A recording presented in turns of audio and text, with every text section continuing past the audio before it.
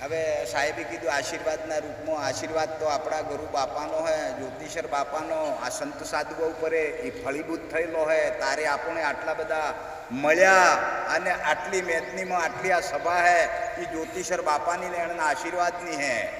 હા, પણ હમણાં સાહેબે કીધું તે સમય ઘણો કઠિન આવી રહ્યો. એટલો બધો સમયના કુંજણે બાપાનો વસંત બાપો કહેતા કે ભાઈ કાને સાંભળવા મળે પણ આંખે તમને નજરે જોવા નહીં મળે. તો ખરેખર આંખે તો નથી દેખાતું પણ કાને સંભળાય હે. તો આપણા દેશની અર્થવ્યવસ્થા કે તંત્ર કેટલું બધું એ સ્ટીક થતું જાય.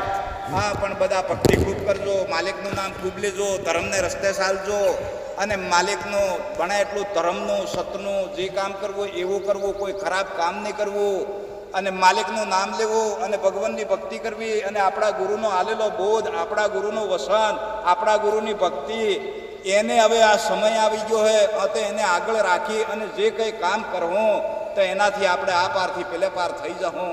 અને વધારે વાત લાંબી નહીં કરતા સબ સંતને ખૂબ પ્રેમથી જય ગુરુ. તારીખ 20/4/2026 ને સોમવાર, અળતરોનો સમય સવારે 6:15 થી 7:15 સુધીનો.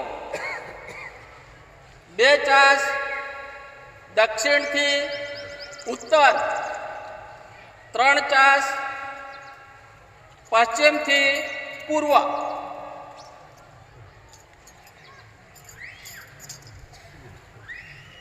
સૌ પ્રથમ જમીન માતાનું પૂજન કરવું, બળદને ભડકો અને ગોળ જમાડવા અને બળદ, ચોરો, હળ અને નાડાછડી બાંધવી, કંકુનું તિલક કરવું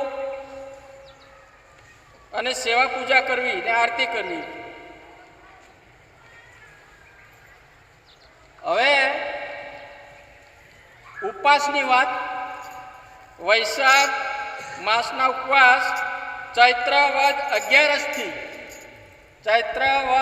11થી તારીખ 13/4/2026 સોમવારથી ઉપવાસ શરૂ કરવા. વૈશાખ વદ અમાવસ તારીખ 16/5/2026 ને શનિવારના રોજ દાંતપુરીમાં મેળો અને જગન થશે. ભોજન પ્રસાદ લેવા માટે અવશ્ય પિત્તળની થાળી, લોટો લઈને આવવું.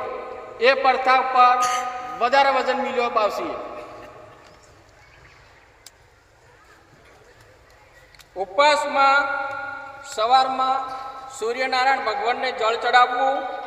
ત્યાર પછી 5 ધાન આપણે સેવા પૂજામાં દર વખતની જે મૂકીએ એ પ્રમાણે સેવા પૂજામાં મૂકવા અને દીવો કરવો, આરતી કરવું, જેની જેટલી સગવડ. 5 અનાજ રાખવા અને સફેદ ને લીલું નિશાન ગોટી સોટી સુધીની અંદર પૂજામાં રાખવું.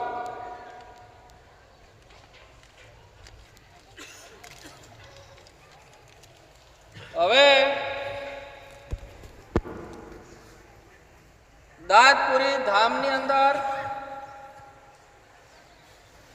જ્યોતિષર બાપાનો શબ્દ હે કે ટાળી ટાળીને ટોળે વાળ્યા.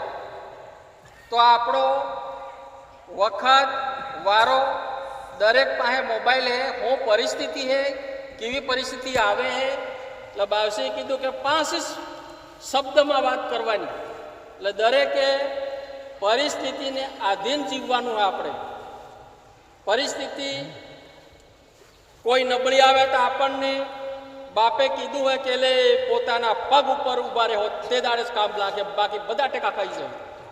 તો આપણે એ શબ્દ હવે આવી ગયો હોય એટલે આપણે દરેક વસ્તુ માપમાં સારી રીતે અને વખત ઘણો કપરો આવે છે. એટલે આપણી ભક્તિ, આપણા નિયમ, આપણી નીતિ, આપણો શણગાર, આપણી સેવા પૂજા એનો જ તમે બધા ધ્યાન રાખજો અને દયા, ભાવ, પ્રેમ ઘટમાં રાખજો. કોઈ પણ માણસને મોટામાં મોટી વાત આટલા મોટા સોપડા વાસો તો નહીં મળે, પણ બાપાનું કહેવાનું કે દયા, ભાવ, પ્રેમ. કોઈ માણસ કોઈ અકળાય ગુસ્સો કરે તો આપણે સીટી નાખી જવું. પણ એનાથી દૂર રહીજો ત્યારે આ સેલા ચૂંટણી સેલીવારીમાં તરવા મળે.